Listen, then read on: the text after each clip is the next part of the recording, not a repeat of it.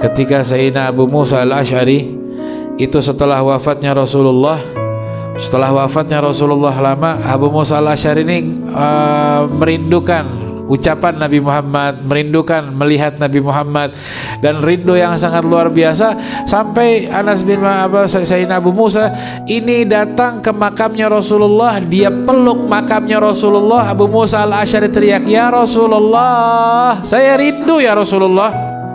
Dipeluk kuburannya, sahabat yang peluk.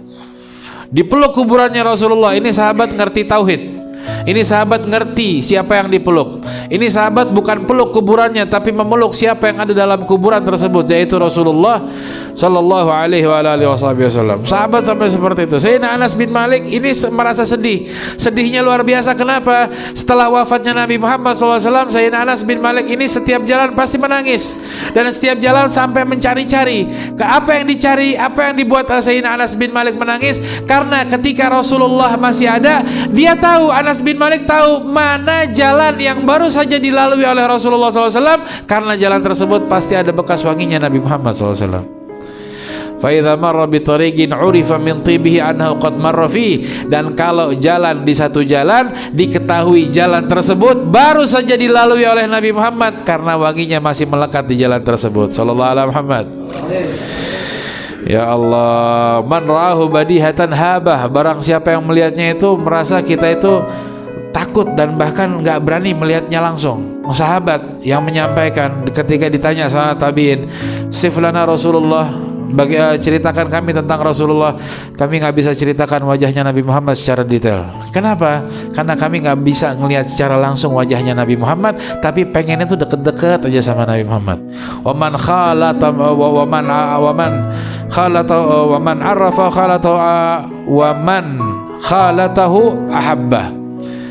Barang siapa yang sudah duduk sama Nabi Muhammad itu dia cinta, tapi salah satu dan semua di antara mereka itu meyakini kalau lagi duduk begini, duduk satu majelis sama Nabi Muhammad, mereka itu meyakini kayaknya dari tadi Nabi Muhammad perhatiin saya. Dari tadi ngeliatin saya terus.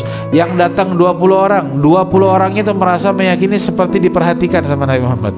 Yang datang 30 orang, semuanya merasa diperhatikan sama Nabi Muhammad SAW. Yang datang berapapun, semuanya merasa diperhatikan. Bahkan pasukan yang jumlahnya ratusan, kalau Nabi Muhammad pemimpinnya, mereka semuanya merasa seperti berdampingan dengan Nabi Muhammad SAW. Ya Allah, begitu perjuangannya sahabat dan begitu ceritanya sahabat, dan cerita tentang bagaimana Nabi Muhammad dan para sahabat tidak akan cukup dengan waktu sepanjang apapun, karena dunia dan seisinya, masa sepanjang masa apapun dan sehebat apapun ilmu kita tidak akan mampu menceritakan kisah Nabi Muhammad secara detail. Imam Sahibul Burda mengatakan, hakikat kita mengenal Nabi Muhammad atau mengumpulkan cerita tentang Nabi Muhammad, hakikatnya adalah kita tidak mampu dan hanya Allah yang mampu mengetahui bagaimana kemuliaan Nabi besar Muhammad sallallahu alaihi wasallam.